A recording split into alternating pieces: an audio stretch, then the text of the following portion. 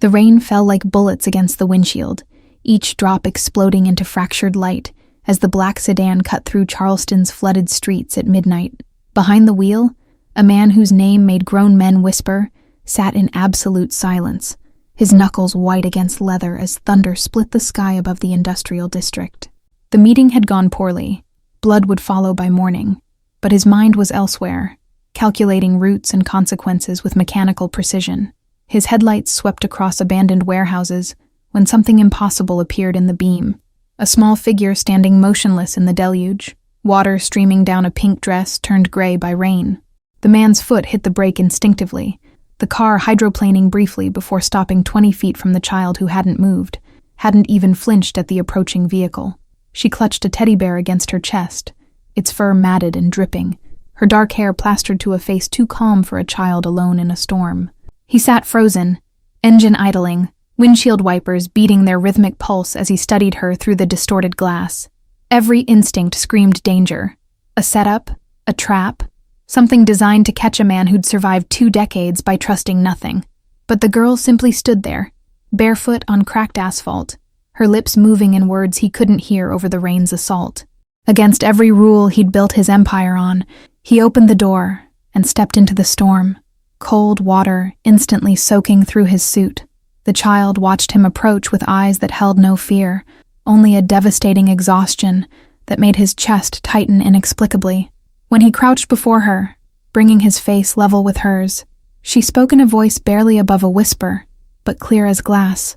"Mama went to get medicine," she said, her Portuguese accent soft and lilting despite the tremor in her small frame. She said, "Wait by the blue door," but the door is gone now. Her fingers tightened on the bear's worn paw, water running in rivulets down her arms. He looked past her at the demolished building behind them, its blue door now splinters on the ground, bullet holes decorating the surrounding brick in patterns he recognized. His jaw clenched as realization crept in. This was the site of tonight's territorial dispute, the warehouse his men had cleared 3 hours ago. The chronology arranged itself in his mind with sickening clarity, each piece locking into place like a verdict he couldn't appeal. "How long have you been here?"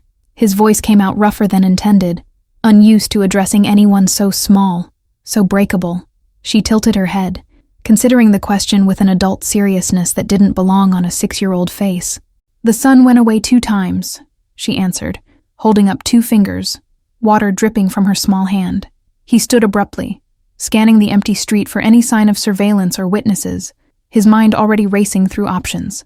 Leaving her meant certain death from exposure or worse, the predators who hunted these abandoned blocks. Calling authorities meant questions he couldn't answer, attention he couldn't afford. Taking her crossed a line he'd never approached, introducing chaos into a life built on rigid control and emotional distance. The girl swayed slightly, her legs buckling before she caught herself, and the decision made itself without his permission. He removed his suit jacket despite the rain and wrapped it around her shoulders, the expensive fabric swallowing her tiny frame. She looked up at him with those exhausted eyes, and did something that cracked something in his chest. She smiled, small and trusting and completely undeserved. "What's your name?" he asked, lifting her into his arms where she weighed almost nothing, her cold skin raising alarm bells about hypothermia and time running out. She laid her head against his shoulder with immediate trust that felt like an indictment. "Isabella," she whispered, her breath warm against his neck, like the princess, then quieter, almost lost in the rain. "Are you taking me to Mama?"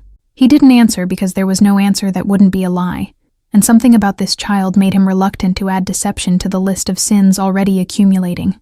Instead, he carried her to the sedan, settling her in the back seat where she curled into a ball, still clutching the bear. His phone buzzed with messages he ignored, starting the engine and pulling away from the scene of devastation he'd orchestrated without knowing its full cost. The drive to his estate took 20 minutes through empty streets, the storm providing cover as he passed through checkpoints where guards snapped to attention. They froze at the sight of the small passenger wrapped in his jacket, confusion flickering across trained faces. Before discipline reasserted control, he offered no explanations, his expression daring anyone to question as he carried Isabella through the front entrance, water trailing across marble floors that had never seen mud or innocence.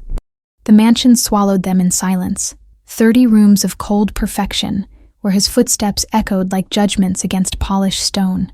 Crystal chandeliers hung motionless overhead, their light reflecting off surfaces maintained by staff who knew better than to ask questions about their employer's private business. He climbed the grand staircase to the second floor, choosing the guest wing that had remained unused since he'd purchased the property 5 years ago. The hallway stretched before them, lined with closed doors, hiding rooms decorated by professionals who'd never been asked about comfort, only about projecting wealth and power. The room he selected faced east, its windows offering morning light that might comfort a child, though he had no real knowledge of what children needed. Heavy curtains framed glass that overlooked manicured gardens where no one ever walked, beauty maintained as display rather than sanctuary. Isabella stirred as he laid her on the bed, her eyes opening briefly to scan the unfamiliar surroundings with quick, assessing movements that spoke of survival instincts already formed. The bedspread beneath her was ivory silk, expensive and impractical, chosen by a decorator who'd never considered it might hold a rain-soaked child. He stepped back, suddenly uncertain about basic logistics. Should he remove her wet clothes, leave her shoes on the pristine fabric, wake her for food she probably needed? His expertise lay in reading men's intentions and orchestrating violence, not caring for a 6-year-old who'd lost everything because of orders he'd given. The teddy bear slipped from her grip as exhaustion reclaimed her, falling against the pillow where its button eyes stared accusingly. He picked it up carefully, surprised by how worn it felt, how many hands must have held it before tonight. The fur was matted beyond saving, one ear hanging by threads, but Isabella had clutched it through the storm like it was made of gold. He placed it back in her loosening fingers, watching her hand automatically tighten around it, even in sleep. Outside, lightning illuminated the room in brief flashes, and he noticed details he'd missed before. A small bruise on her wrist, dirt under her fingernails, the way she curled into herself as if making her body as small as possible. Standing in the doorway, he watched her small chest rise and fall with the shallow breaths of someone too exhausted to fully rest. His phone buzzed again, his second in command demanding updates on the evening's business, decisions that required his attention, the machinery of his empire grinding forward with its usual ruthless efficiency. He silenced it completely, unable to reconcile the violence of his world with the sleeping child who'd entered it by accident of geography and timing. The weight of what he'd done, what his orders had set in motion, settled on his shoulders like physical mass pressing down on bones that had carried guilt before, but never quite like this. Somewhere in this city, a woman lay dead or dying, her last thoughts probably of the daughter waiting by a blue door that no longer existed. His hands had pulled that trigger as surely as if he'd been present, and now that same daughter slept in his house, saved by the man who'd destroyed her world. He pulled the door partially closed, leaving it open enough to hear if she woke, then stood in the hallway, as water dripped from his clothes onto antique rugs, worth more than most people earned in a year. His reflection stared back from a gilt mirror, a man approaching 30 who looked older, whose eyes held calculations instead of warmth. The face that had intimidated rivals and silenced rooms now seemed foreign, wearing an expression he didn't recognize as his own. For the first time in a decade, he felt something uncomfortably close to shame, a sensation he'd trained himself to bury under justifications about territory and business and the brutal logic of survival. But standing in this hallway with a child's presence disrupting the careful order of his life, those justifications felt hollow as the mansion's unused rooms. He moved to the window at the hall's end, pressing his palm against glass cold from the storm outside, watching rain streak down in patterns that blurred the world beyond. His empire was built on the rubble of lives like Isabella's. He'd always known this in abstract terms, numbers on reports about collateral damage and acceptable losses. But abstract became concrete when it slept in your guest room wearing a ruined pink dress, clutching a bear that couldn't protect her from anything that mattered. Morning would bring impossible questions and decisions he wasn't equipped to make, but one truth crystallized with absolute certainty as he stood guard over a child who shouldn't trust him. The storm had brought him more than a lost girl. It had brought a reckoning he could no longer outrun, carried on the small shoulders of someone who'd done nothing wrong, except wait by a door that his world had destroyed. The night stretched ahead with the weight of consequences finally arriving after years of outrunning them. He settled against the wall outside Isabella's room, sitting on the floor in his wetsuit like a sentry who'd arrived too late to prevent the damage, but refused to abandon the post anyway. Dawn arrived without permission, pale light filtering through storm clouds that hadn't cleared, painting the mansion in shades of gray that matched the exhaustion pressing behind his eyes. He'd spent the night in the hallway outside Isabella's room, listening to her restless sleep punctuated by whimpers that made his jaw clench against the urge to enter and offer comfort he didn't know how to give. When morning finally broke, he rose with joints stiff from the hard floor and a decision already crystallized. She needed care he couldn't provide, expertise that existed outside his world of enforced loyalty and violent solutions. His second-in-command arrived at 7, with coffee and carefully blank expressions, taking in the boss's rumpled appearance and unusual location without comment or questions. They spoke in low voices about the previous night's operation, casualty reports delivered in clinical terms that suddenly felt obscene with a child sleeping 30 feet away. The numbers had always been abstract before. 2 hostiles neutralized, 3 injured, 1 civilian casualty. Now civilian casualty had a name and a teddy bear, and a mother who'd never return. He cut the briefing short with a single command that made his lieutenant's eyebrows rise in surprise.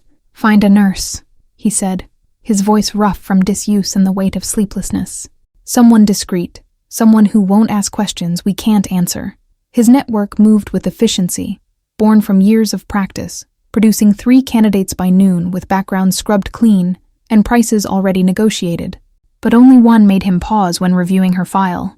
6 years at Charleston General Trauma Unit. References praising her competence and discretion in equal measure that suggested experience with situations requiring both. There was something else, though, buried in the notations his people had compiled with their usual thoroughness. 4 years ago, she'd treated a patient with multiple gunshot wounds, stabilized him despite massive blood loss, and filed no police report despite hospital protocol requiring exactly that for gunshot victims. His memory supplied details the file didn't need to state. Her steady hand stitching his shoulder at 3 a.m, her eyes that had seen too much to pretend shock at the violence written on his body. She'd asked no questions then, worked with focused precision, and accepted cash payment that ensured the entire encounter disappeared from official records. The call was made through intermediaries, an offer extended with enough money to ensure compliance and enough vagueness to maintain deniability on both sides. She agreed within an hour, a speed that suggested either financial desperation or curiosity about why a man like him needed a nurse. Perhaps both, perhaps neither. Her motivations were her own. He found himself standing by the second-floor window watching the driveway with unusual nervousness, checking his watch twice before her modest sedan appeared at the gate. The guards performed their security protocols with practiced efficiency, calling ahead for authorization while she waited with visible patience in her driver's seat. She emerged carrying a leather medical bag that looked older than her career, its worn surface suggesting years of use in situations that required house calls rather than hospital sterility.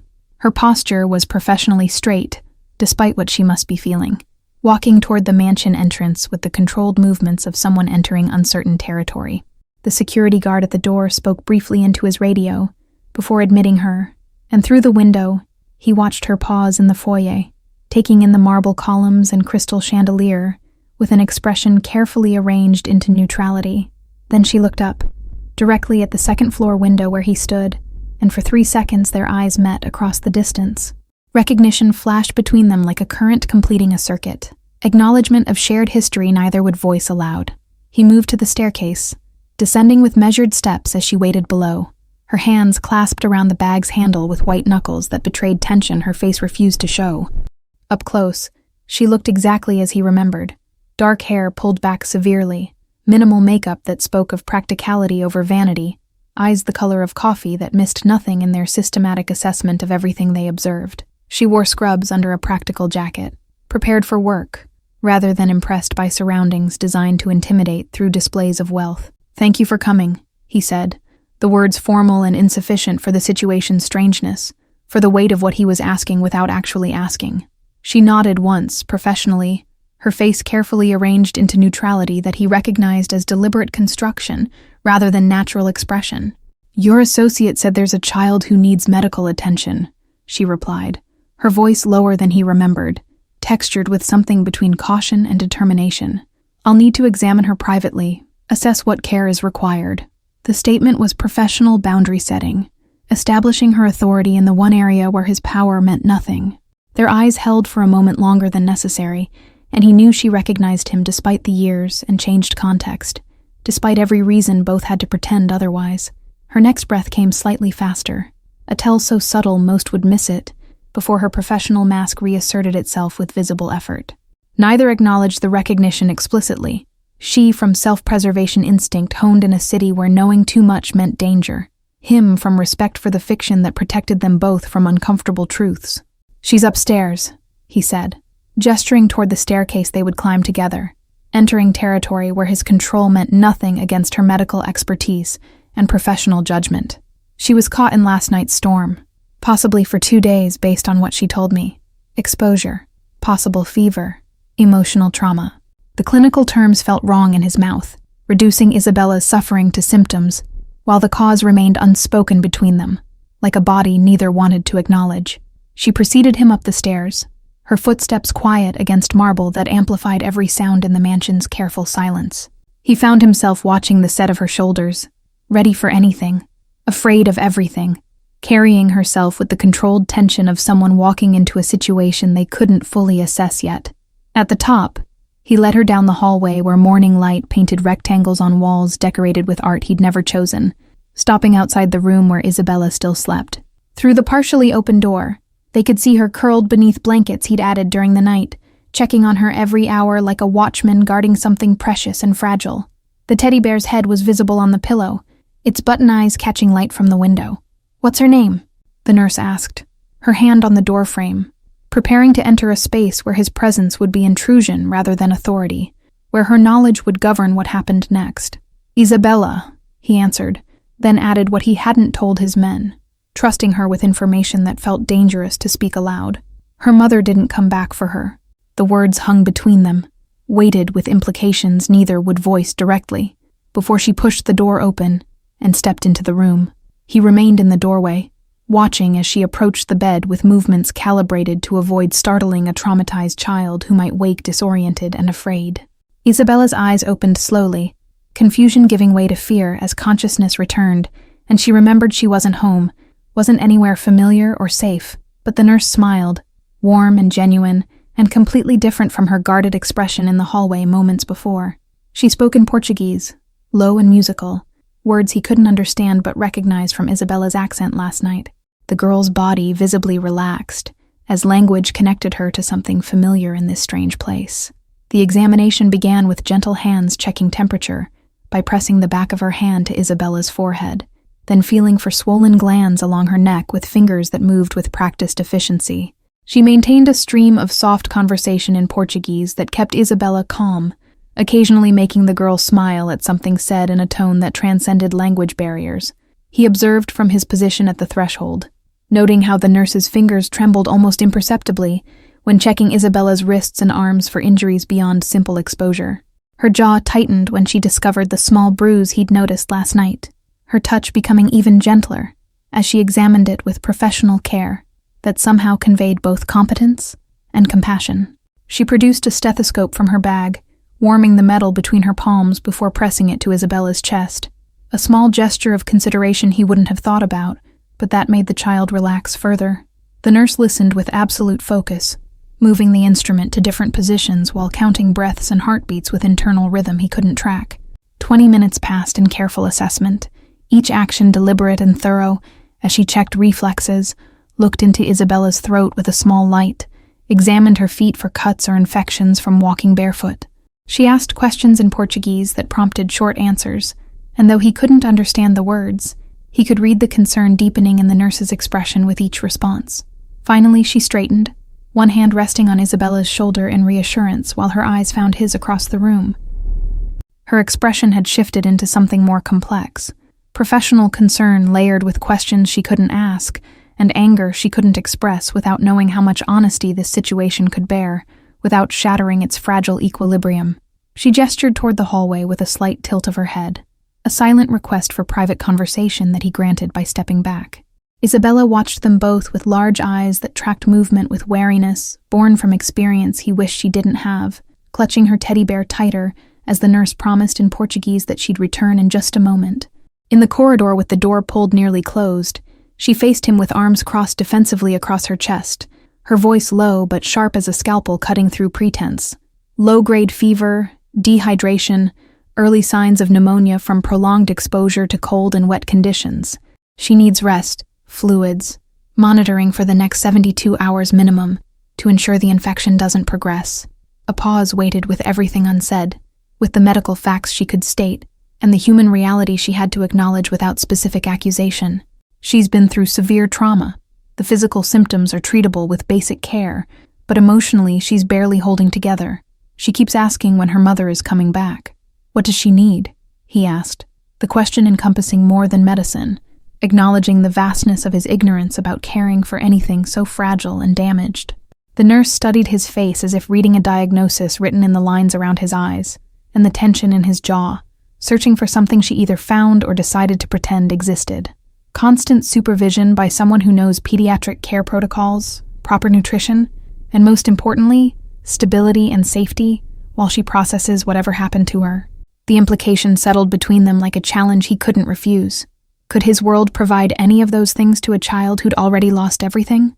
His phone buzzed in his pocket with business requiring attention, violence requiring authorization, the machinery of his empire demanding he return to being the man who'd caused this situation through orders given without thought to civilian casualties in abandoned districts. Instead, he looked at the nurse whose name he suddenly needed to know and asked the question that would change everything. Will you stay? Her eyes widened fractionally, surprise breaking through professional composure before she recovered with visible effort. I have shifts at the hospital, responsibilities to patients who depend on regular care. He interrupted with the bluntness that moved his world and shaped reality to his requirements. Name your price. Whatever it takes to keep you here. Money was meaningless to him beyond its utility as a tool, but her presence felt suddenly essential, the only stable point in chaos he'd created and couldn't control through usual methods. She looked away, toward the door where Isabella waited, and he watched the decision form in the tightness around her mouth, in the way her fingers uncrossed and recrossed over her chest. When she met his eyes again, hers held something between resignation and determination, the look of someone accepting a situation against their better judgment. 1 week, she said firmly, establishing boundaries he sensed she needed more than him, drawing lines that would define how this arrangement could possibly work.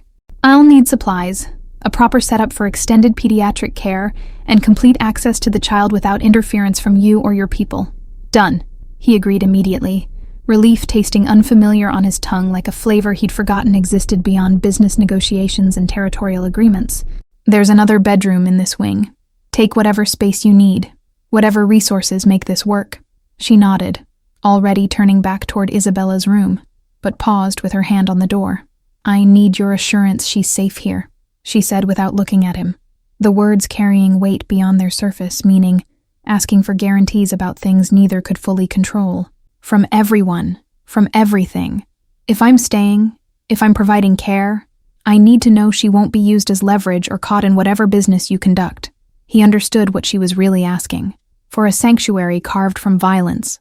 For rules applied to someone who usually made the rules rather than following them. You have my word, he said, and watched her shoulders tense because they both knew what his word meant in certain contexts and how little it might mean in others. No one touches her, no one questions her, no one even looks at her wrong. She turned then, studying his face with an intensity that felt like exposure, like being seen by someone who recognized the monster, but was choosing to negotiate with it anyway. I'll hold you to that, she said quietly, then pushed into the room where Isabella waited, leaving him in the hallway with a promise he intended to keep even if it meant going to war with his own organization. He descended to the first floor where his second-in-command waited with a tablet full of situations, requiring decisions and approvals.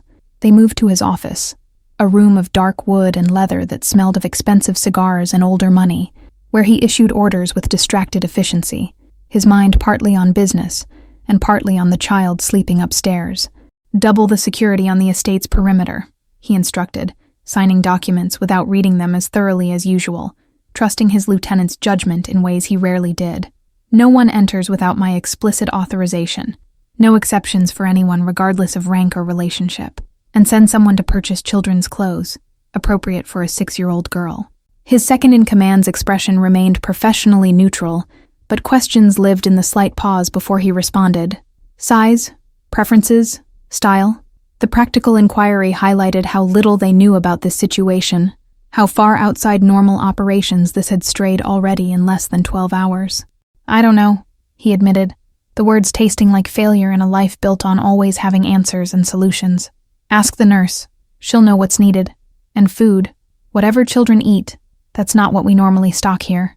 The mansion's kitchen was designed for catering formal dinners and preparing meals for a single man with simple tastes, not nourishing a traumatized child back to health. His lieutenant made notes on the tablet, asking no questions about why or how long, understanding that some situations develop their own momentum beyond planning. The warehouse from last night, he continued, changing subjects to business that felt simultaneously more urgent and less important than before. What's the final count on casualties? What are we looking at for cleanup? The report came in clipped professional terms. 2 rival operators eliminated, 3 wounded and retreating from the territory, structural damage contained to the single building they'd targeted, and 1 civilian casualty, a woman found in the alley behind the warehouse, dead from exposure and injuries sustained during the firefight that had destroyed the area. The words hit differently now that he'd held her daughter, now that Isabella's face had put human features on the abstract concept of collateral damage. Was she identified? He asked, needing to know even though the answer wouldn't change anything, wouldn't bring back the mother who'd gone for medicine and walked into a war zone. No ID on the body, no missing persons report filed yet, no family coming forward to claim her. His lieutenant delivered the information without emotion, just facts that would normally be footnotes in a larger operation's success. She's at the city morgue as a Jane Doe pending identification, probably gets buried in a potter's field if no one claims her within 30 days. He thought of Isabella asking when her mother would return, thought of that inevitable conversation when eventually someone would have to tell her the truth. Keep monitoring the situation, he said, unable to articulate why it mattered, what difference it made to track a dead woman's journey through the system. Let me know if anyone comes looking, if any family surfaces. The meeting continued through other business. Territory secured, rivals retreating, profits flowing as expected. But his attention kept drifting upstairs where a nurse worked to save what he'd helped destroy. When his lieutenant finally left, he sat alone in the office, watching rain begin again outside, wondering when exactly he'd crossed the line from ruthless to something he didn't have words for yet. Upstairs, the nurse had transformed Isabella's room into a makeshift medical suite with efficiency that spoke of experience working in less than ideal conditions. An IV stand borrowed from her car's emergency supplies dripped fluids into Isabella's small arm, held in place with tape and steady hands that made the child barely flinch during insertion. She'd opened curtains to let in gray daylight, stripped the wet clothes Isabella had worn since the storm, and replaced them with a t-shirt clearly borrowed from somewhere in the mansion. The teddy bear sat on the nightstand, positioned where the girl could see it while resting against pillows, arranged to help her breathe easier despite congested lungs. The nurse worked with quiet competence, checking vitals every 30 minutes, and noting results in a small notebook she'd produced from her bag. She spoke to Isabella in Portuguese during each check, maintaining a gentle stream of conversation that seemed designed as much to comfort as to assess the child's mental state alongside her physical condition. He appeared in the doorway an hour later, carrying the supplies his people had acquired with remarkable speed: children's clothing in multiple sizes, soft foods and drinks appropriate for a sick child, even a new stuffed animal that seemed presumptuous, given the beloved bear already present. The nurse looked up from adjusting Isabella's IV, and something in her expression softened fractionally at his awkward attempt to help. "Leave them there," she said, gesturing to a chair near the door, and he obeyed with unusual meekness, setting down bags and backing away like he was afraid of contaminating the space with his presence. Isabella watched him with those assessing eyes, and he wondered what she saw. Savior, or something more complicated that her 6-year-old mind couldn't yet articulate. Days blurred together in a routine that felt foreign in a house built for solitude and careful control, rather than the chaos of caring for a sick child. The nurse, whose name he'd learned was Nina during a brief exchange about medical supply deliveries, moved through the mansion with increasing familiarity, no longer hesitating at doorways or asking permission to access the kitchen at odd hours. She prepared meals for Isabella with ingredients his staff procured from lists written in neat handwriting, soups and soft foods that wouldn't tax a system fighting infection. The industrial kitchen designed for caterers and formal dinners filled with smells he didn't recognize, herbs and broths simmering on stoves that had rarely been used for anything so simple or necessary as feeding a child. He found himself drawn to that wing of the house during hours when he should have been sleeping, standing outside Isabella's door, listening to Nina sing lullabies in Portuguese that carried through the partial opening. Her voice was untrained but warm, reaching notes that seemed designed to soothe rather than impress, and he caught himself staying longer than reconnaissance required. The third night, Isabella's fever spiked despite treatment, her small body shaking with chills that made Nina's expression tighten with professional concern, masking deeper fear. He stood in the doorway watching as she applied cool compresses and adjusted medications, her movements swift and certain, even as worry showed in the tense set of her shoulders. "Should we take her to a hospital?" he asked, the question revealing his helplessness in situations money and influence couldn't immediately fix. Nina didn't look up from her patient, but her voice carried steady reassurance. "Not yet. This is expected with pneumonia, the body fighting the infection. But if she's not better by morning, yes, we'll need to consider it regardless of complications." The unspoken complications hung in the air. Questions about how this child came to be in his care, scrutiny neither of them could afford, attention that would unravel the fragile protection he'd extended. He nodded and withdrew, returning to his position in the hallway where he'd spent portions of the last 3 nights. A vigil that made no logical sense but felt necessary anyway. By dawn, the fever had broken, Isabella sleeping peacefully for the first time since arriving, while Nina dozed in a chair pulled close to the bed. He entered quietly with coffee he'd made himself in the unfamiliar kitchen, setting it on the nightstand where she'd see it upon waking. She stirred at the sound, eyes opening to find him standing there, and for a moment neither spoke. "Thank you," she said finally, reaching for the cup with hands that trembled slightly from exhaustion, 3 days of round-the-clock care showing in shadows under her eyes. He shook his head, rejecting gratitude that felt misplaced. "You're the one keeping her alive. I just provided the space." But they both knew it was more complicated than that his provision came with weight and cost neither could fully calculate yet. As Isabella's condition improved, Nina began venturing beyond the sick room, exploring the mansion with the careful curiosity of someone cataloging her environment. He'd catch glimpses of her in the library running fingers along book spines, or standing in the solarium where plants grew in careful arrangements no one ever enjoyed, bringing life to spaces that had existed as displays rather than living areas. She started taking her own meals in the breakfast room that overlooked the gardens, sitting at a table meant for 12, but occupied only by her solitary figure. The 4th morning, he found himself joining her without invitation, carrying his coffee to the opposite end like they were strangers sharing public space rather than 2 people cohabiting in unusual circumstances. They ate in silence, broken only by the clink of silverware and the distant sound of Isabella's cartoons playing in her room, something Nina had requested, and he'd had installed within hours, anything to make the child smile. "She's asking about her mother more frequently," Nina said without preamble, addressing the conversation they'd been avoiding since her arrival. "What are you telling her?"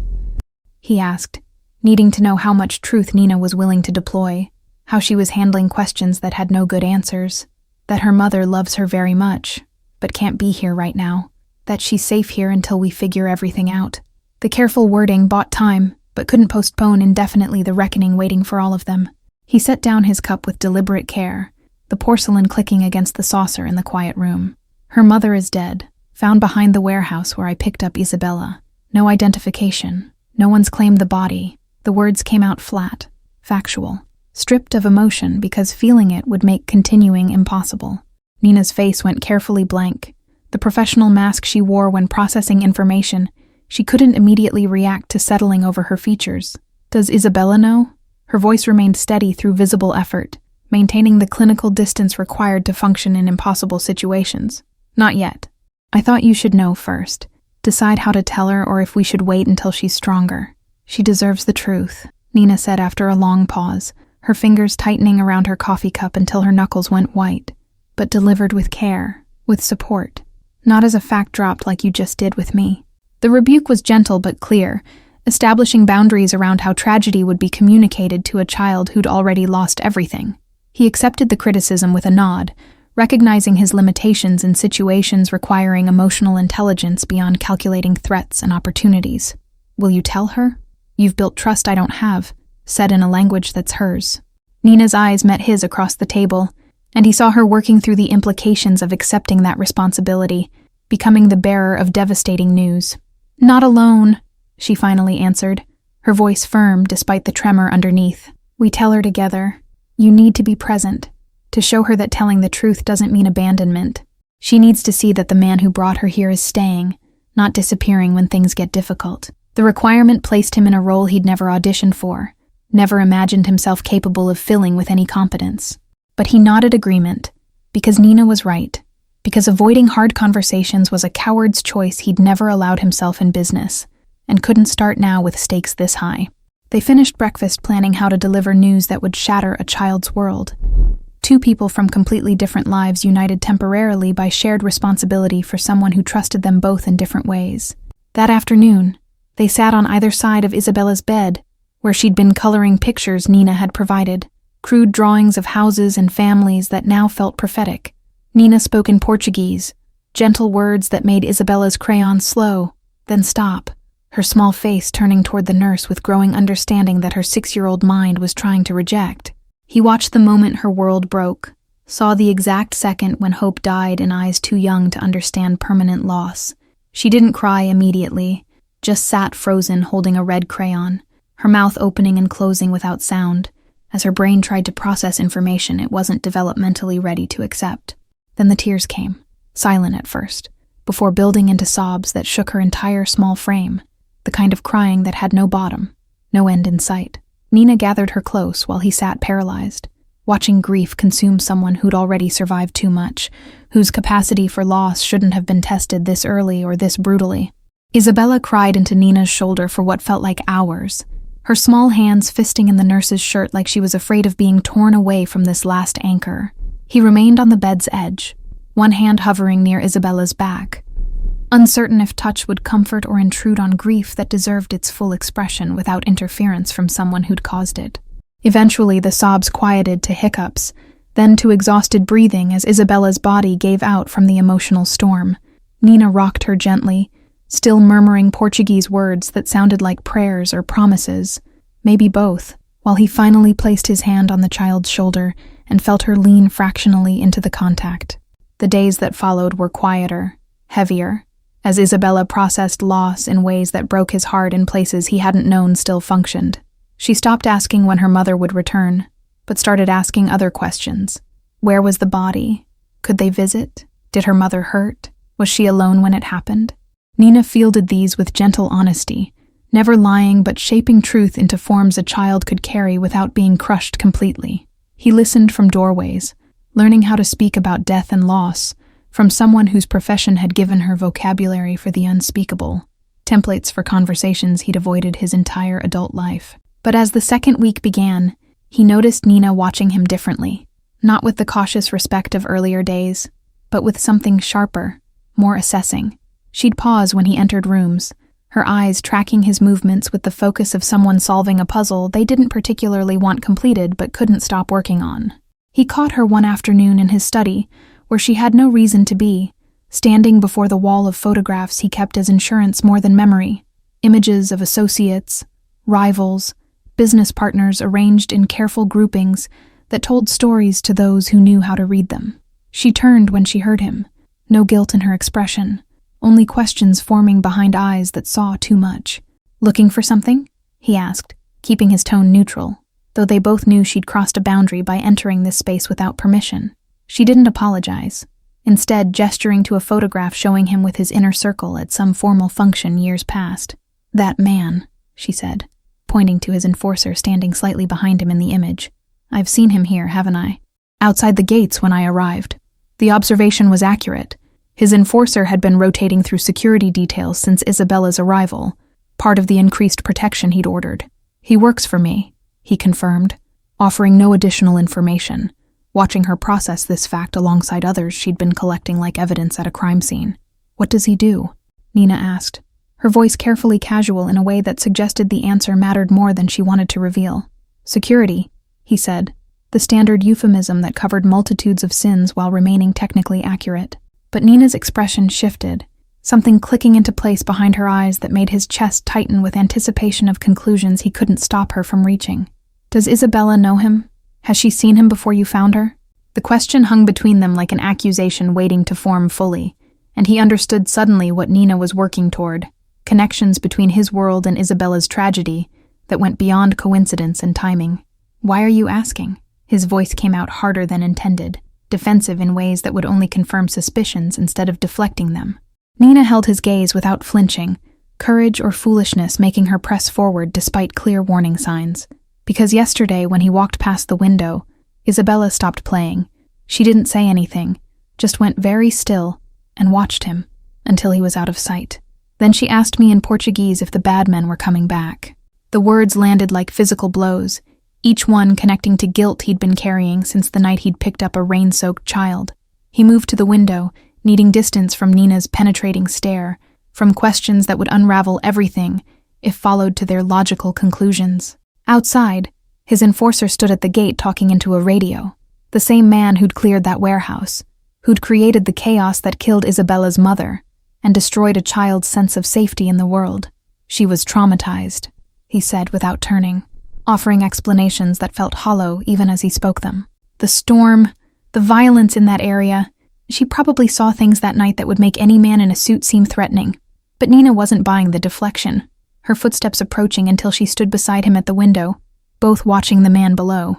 "I'm not stupid," she said quietly, her voice stripped of professional courtesy or cautious deference. "I know what you are, what this place represents, what kind of business requires the security and discretion you maintain. I knew it 4 years ago when I stitched you up, and I know it now." A pause, weighted with choices they were both making in real time. "What I need to understand is how Isabella fits into it." The truth sat on his tongue like poison, that his orders had created her orphan status, that his empire's expansion had demolished her safe place, that the man she feared worked for the person now claiming to protect her. But speaking it aloud would end the fragile peace they'd built, would force Nina to make choices about complicity and morality that would probably result in her leaving and taking any stability Isabella had found with her. "Sometimes bad things happen in my world," he said instead, the coward's version of honesty that admitted nothing while confirming everything. "Sometimes innocent people get caught in situations they shouldn't have been near. I can't change what happened to her mother, can't undo the circumstances that brought Isabella here. I can only try to give her safety now, protection from a world that's already taken everything from her." Nina absorbed this non-answer, her reflection in the window showing conflict playing across her features. The nurse who'd sworn to do no harm, the woman who'd entered a devil's bargain for reasons she probably couldn't fully articulate even to herself. "If she's in danger here," Nina said finally, turning to face him directly, "if anyone in your organization poses a threat to her, I need to know. I can't protect her from dangers I don't understand." He met her eyes, seeing the determination there alongside fear she was trying to hide, and made a decision that would reshape his relationship with his own people. "She's under my protection. That means untouchable by anyone, regardless of rank or relationship to me. But you're right to be cautious, right to watch for threats." A breath, committing to something he couldn't take back. "Keep observing. Keep noting what makes her afraid. If someone in my organization is a problem, I need to know." The admission created an alliance between them, Nina's medical expertise now extending to threat assessment, her role expanding from caretaker to guardian in ways that required trust neither had fully earned yet. She nodded slowly, accepting this shift with visible wariness. "The man outside, keep him away from the house. Whatever his purpose in your organization, his presence traumatizes her, and that's unacceptable if she's supposed to heal here." "Done," he agreed immediately, already mentally reassigning duties and explaining to his enforcer why he was being rotated off estate security. The conversation would raise questions he'd deflect, but Nina's observation had crystallized something he'd been avoiding. Isabella's recognition of the man who'd destroyed her world meant keeping him close was cruelty disguised as protection. Nina left the study with shoulders squared, walking back toward Isabella's room where the girl played with increasing normalcy as physical health returned, even while emotional wounds remained fresh. He stayed at the window, watching his enforcer, seeing him now through Isabella's eyes, not as loyal soldier, but as the architect of her nightmares, the face she'd seen that night when the world ended. His phone buzzed with routine business, decisions awaiting his input on matters that weeks ago would have consumed his full attention. Now they felt distant, less urgent than the domestic crisis unfolding in his own home, less important than keeping a 6-year-old safe from shadows that wore his organization's uniform. That evening, he issued orders through careful channels, reassigning his enforcer to distant operations that would keep him away from the estate indefinitely.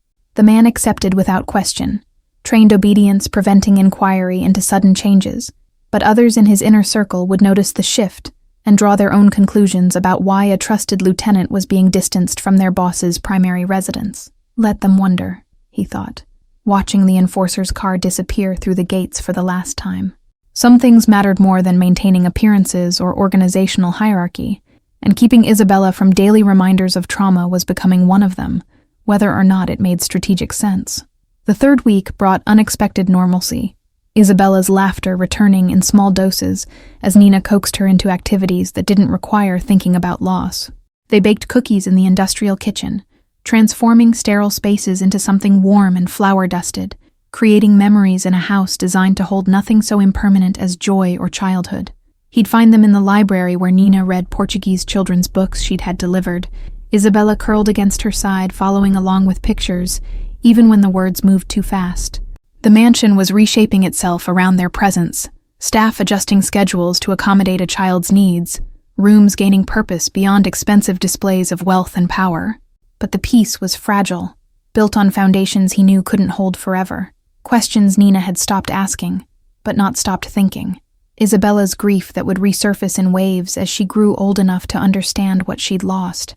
And underneath everything, the truth that connected him to her tragedy, waiting to surface like a body that wouldn't stay buried. The afternoon it happened, started ordinarily enough, rain returning to Charleston with the persistence of a season that wouldn't release the city from its gray grip. Nina was preparing tea in the kitchen, while Isabella played in the living room, building castles from blocks his people had sourced with the same efficiency they applied to weapons acquisition and territory expansion. He was in his office reviewing reports when he heard it. Not a scream, but something worse. The sound of complete silence from a child who'd been humming moments before. His body moved before his mind processed the threat, crossing the hallway in seconds to find Isabella frozen at the window, her small body rigid as stone. Outside, barely visible through rain-streaked glass, stood a figure under the entrance awning. His enforcer, returned despite orders, lighting a cigarette with mechanical precision that suggested he was waiting for something. The man must have forgotten something, come back for equipment or final instructions, his presence purely coincidental and catastrophically timed. Isabella stood 3 feet from the window, one hand extended with finger pointing at the man below, with the unwavering certainty of recognition that couldn't be denied or explained away. Nina appeared behind him in the doorway, drawn by the same terrible silence that had pulled him from his office, her sharp intake of breath confirming she understood immediately what was happening. "Isabella?" Nina's voice came out carefully controlled, moving into the room slowly, as if approaching something wild and easily startled. But the girl didn't turn, didn't acknowledge anything except the figure outside, her finger still pointing in accusation or identification.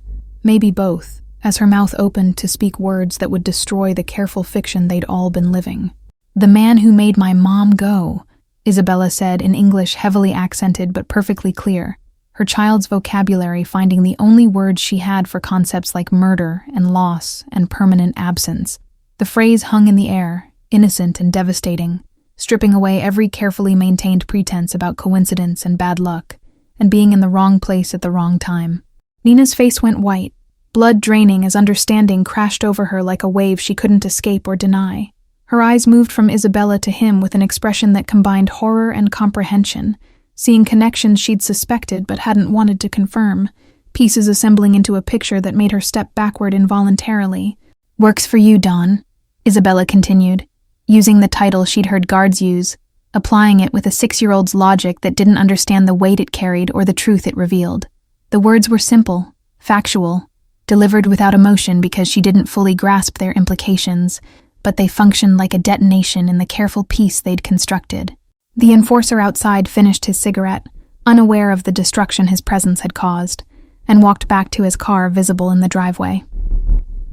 Isabella watched him go, with eyes that would probably see that face in nightmares for years, tracking his movement until the vehicle disappeared beyond the gates, then slowly lowering her pointing finger, as if exhausted by the effort of identification.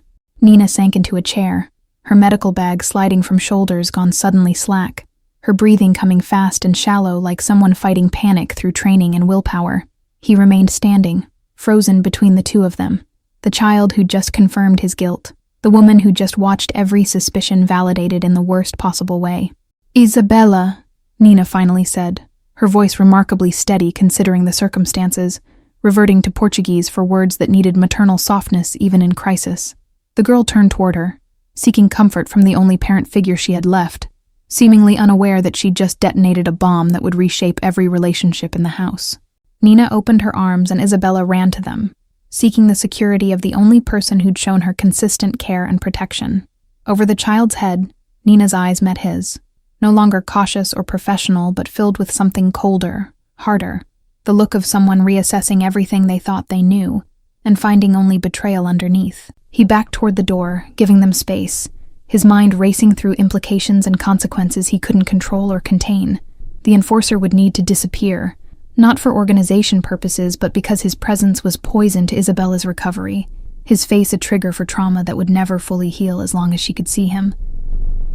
But deeper than tactical considerations was the bottomless pit of his own guilt, now witnessed and confirmed by the only two people whose opinions had started to matter. He'd saved Isabella from the immediate consequences of violence while being ultimately responsible for that violence, rescued her from a situation his orders had created, played savior to a tragedy he'd orchestrated. In the hallway, he leaned against the wall, listening to Nina murmur comfort in Portuguese to a child who didn't understand what she'd revealed, but would carry the weight of it anyway. His phone buzzed. Business as usual. Decisions needed. The empire requiring attention. But he couldn't make himself care about any of it compared to the domestic catastrophe unfolding behind that door. Minutes passed before Nina emerged, closing the door softly behind her. Isabella presumably settled with cartoons or books, or whatever distraction could make a 6-year-old forget seeing the man who'd destroyed her world. Nina's face had shifted from shock to something else. Calculation, maybe, or decision-making processes he couldn't read but recognized as dangerous. "She's right, isn't she?" Nina said. Not really a question. Her voice flat with the effect of someone past the point of emotional response, operating on logic and facts. "That man works for you. He was there that night. Whatever happened to her mother, you're connected to it through him, through your business, through orders you gave or situations you created." He could have denied it, deployed the careful ambiguity that had protected him through decades of operations and investigations. But standing in this hallway with Nina's eyes cutting through him like scalpels, lies felt more insulting than silence. "Yes," he said simply, the admission costing him something he couldn't name, confirming what they both already knew. "My organization was securing territory that night. There was resistance. She was collateral damage." The clinical term sounded obscene, applied to a woman who'd left to get medicine and never returned, reducing human tragedy to the language of acceptable losses and strategic necessities. Nina's jaw clenched, hands forming fists at her sides as she processed confirmation of suspicions that were easier to live with than certainties. "You knew this whole time," she said, the words carrying accusation and betrayal. "When you brought her here, when you hired me, when we told her about her mother, you knew." "I suspected from the location," he corrected, the distinction meaningless but honest, the difference between knowledge and terrible certainty. "I didn't know for sure until my people confirmed the casualty report. By then she was already here, already your patient, already part of this household in ways I couldn't reverse without causing more harm." Nina laughed, sharp and bitter, the sound foreign coming from someone who'd been gentle and careful for 3 weeks. "So your solution was to keep the truth buried, to let her trust you, bond with you, see you as her protector while the man who killed her mother collected a paycheck with your signature?" Her voice rose with each word, anger breaking through professional composure that had lasted until this moment. "My solution was to keep her alive," he countered, his own voice hardening with defensiveness he had no right to feel. "To give her medical care, safety, protection from a system that would have put her in facilities where children disappear or get damaged in different ways. I can't undo what happened, but I could prevent more harm." "By lying?" Nina shot back, stepping closer with courage that should have warned him away, but instead made him respect her more. "By having her live under the same roof as the man responsible for her trauma? By letting her call you Dawn like you're some benevolent figure instead of the person whose empire killed her mother?" Each question landed like a physical blow, accurate and devastating, stripping away every justification he'd constructed. The silence that followed was absolute, broken only by rain against windows, and both their ragged breathing. Two people standing at a crossroads that would determine a child's future, and possibly their own. Nina's eyes held his, demanding truth or confrontation, or maybe both, waiting for him to defend the indefensible, or finally admit to depths of wrongdoing he'd been minimizing. "You're right," he said finally, the words like swallowing glass, tearing his throat on the way out. "About all of it. I knew the risks, knew the connections, and I made decisions that prioritized what I could control over what I should have disclosed. But if I could go back, knowing what I know now," he paused, searching for honesty in a life built on calculated deception, "I'd still bring her here, because the alternative was worse." Nina shook her head slowly, processing this admission that wasn't quite apology or justification, but something in between. "What happens now?" she asked, the question encompassing immediate tactics and long-term strategy. Isabella's future, and Nina's own continued presence in this morally complicated arrangement. Do you disappear the man she identified? Add him to casualty lists alongside the woman he killed? The accusation stung because it was accurate. His first instinct had been exactly that, removing problems through permanent solutions his world normalized. But that sounded barbaric when spoken aloud by someone from the other side of society's invisible line. "He'll be gone," he confirmed, not specifying how or to where, maintaining operational ambiguity out of habit. Not because it fixes anything, but because Isabella can't heal if she sees him every day. "And us?"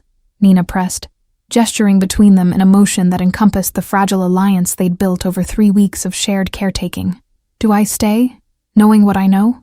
Keep caring for a child traumatized by your business while pretending we're building something healthy here? Or do I take her and leave, try to navigate the system you claim would damage her worse than staying with her mother's killer?" The choice she presented was impossible by design. No good options, only gradations of harm and complicity. "I can't make that decision for you," he said, hating the helplessness in his own voice, the admission that money and power meant nothing against one woman's moral judgment. "But if you go, do it knowing I'll ensure she's cared for, protected, given every advantage my resources can provide." Nina's expression suggested how little she trusted his promises, how completely the last 5 minutes had demolished whatever fragile faith she'd placed in his intentions. "Your resources killed her mother," she said bluntly, the words stripping away euphemism to expose raw truth underneath. "Why would I trust them to raise her daughter?" Because there were no better options, he wanted to say. Because the world was complicated and messy, and sometimes survival meant accepting help from flawed sources. But before he could formulate response, Nina turned back toward Isabella's door, her hand on the knob as she spoke over her shoulder with finality that suggested decisions already made. "I'm staying," she said, surprising him with the declaration that felt like both victory and defeat. "Not because I forgive you or because I think this situation is acceptable, but because Isabella needs consistency, and I'm the only person she trusts completely right now." But things change, starting immediately. She faced him fully, and he saw the transformation.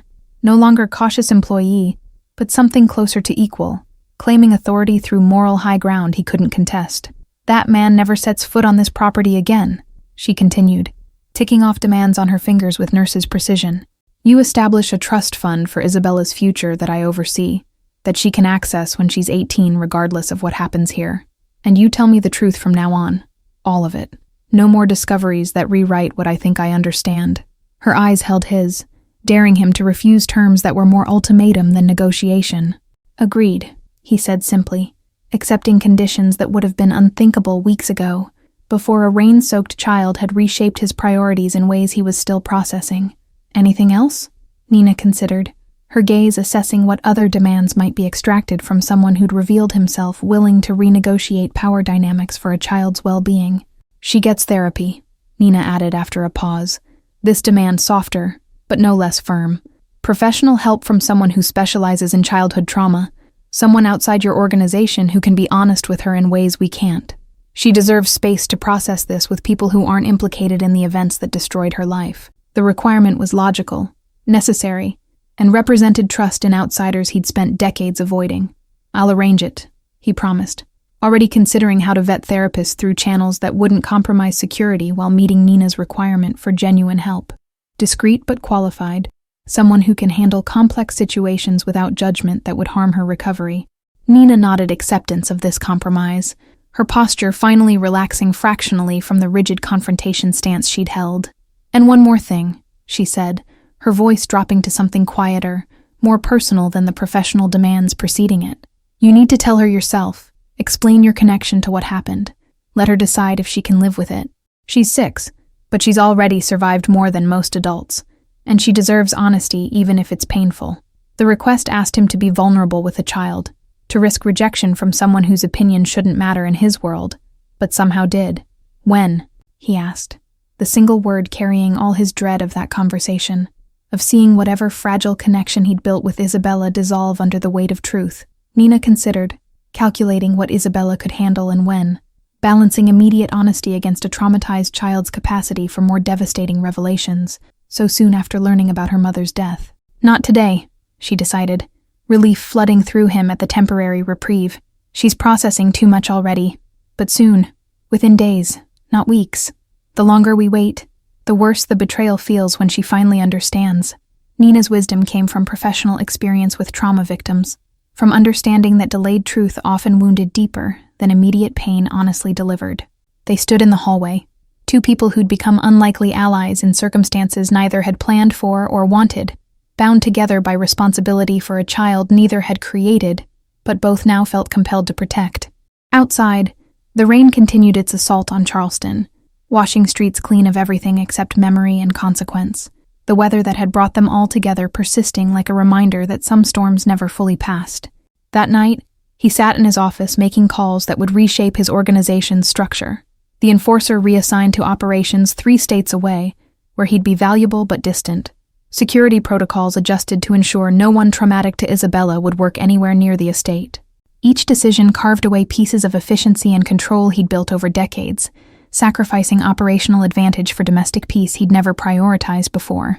His second-in-command asked careful questions about the sudden changes, reading between lines in ways that suggested the inner circle already suspected something unusual was happening in their boss's personal life. He offered no explanations, using authority to shut down inquiry while knowing rumors would spread anyway. The untouchable leader going soft, priorities shifting in ways that made veterans nervous about organizational direction. Let them worry, he thought, signing documents that established Isabella's trust fund with provisions Nina had specified, legal protections that would survive his death or imprisonment or whatever fate eventually caught him. The paperwork made it real, commitment to a child who'd entered his life by accident, but whose future had become his responsibility through moral debt he could never fully repay.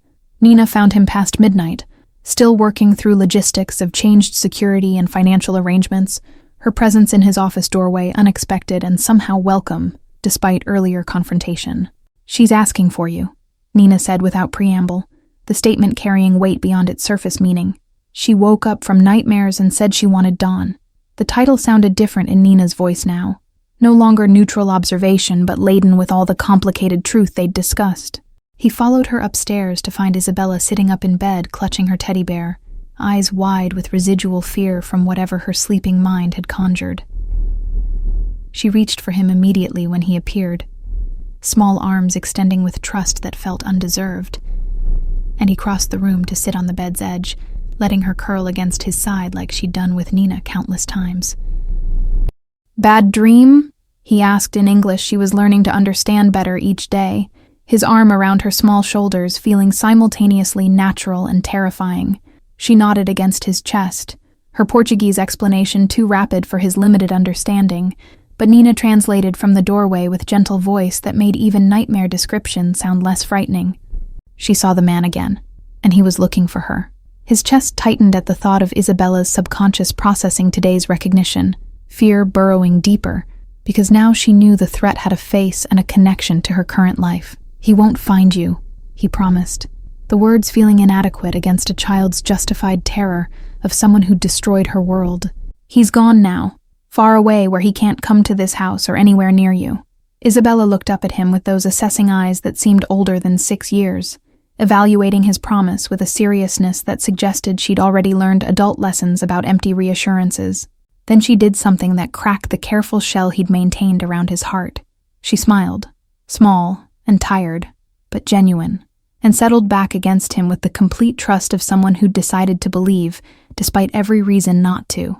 Nina watched from the doorway, her expression unreadable in the low light, as he sat with Isabella until her breathing evened into sleep. He remained there longer than necessary, one hand resting protectively on her shoulder, feeling the weight of responsibility he'd accepted without fully understanding its cost or duration, wondering how a man who'd built an empire on violence, had ended up as the guardian of its smallest victim. When he finally extracted himself carefully to avoid waking her, Nina still stood in the hallway, arms crossed but face softer than during their confrontation hours earlier. "She trusts you," Nina observed, the statement neither praise nor condemnation but simple fact that complicated everything. Despite what your world did to her, despite the connection she doesn't fully understand yet, she feels safe with you. "That makes one of us," he admitted, allowing vulnerability he rarely showed to anyone. The confession of someone realizing he was in over his head in ways that couldn't be fixed through usual methods. Nina's expression shifted towards something that might have been understanding, and for a moment they stood in shared acknowledgement of the impossible situation they'd all committed to navigating together. Days later, Isabella played in the gardens under Nina's watchful supervision, her laughter carrying through open windows as Charleston's weather finally cleared into something resembling spring. He watched from his office, phone calls and business forgotten in favor of observing a child who shouldn't be happy, but was finding moments of joy anyway, resilient in ways that humbled him completely. The future remained uncertain, truth still to be revealed, consequences still unfolding, the question of whether redemption was even possible for someone with his history. But as Isabella's laughter reached him through glass and distance, he allowed himself to hope that perhaps giving one child safety and care might not erase his sins, but could at least write a different ending than the one he'd been heading toward before a storm brought them together. Thank you all for following this story. If you're enjoying it, please write in the comments where you're watching from, and don't forget to like, subscribe, and share the video. Your support means everything and helps me continue bringing you these stories. This tale of redemption and responsibility continues to unfold, and your engagement keeps it alive.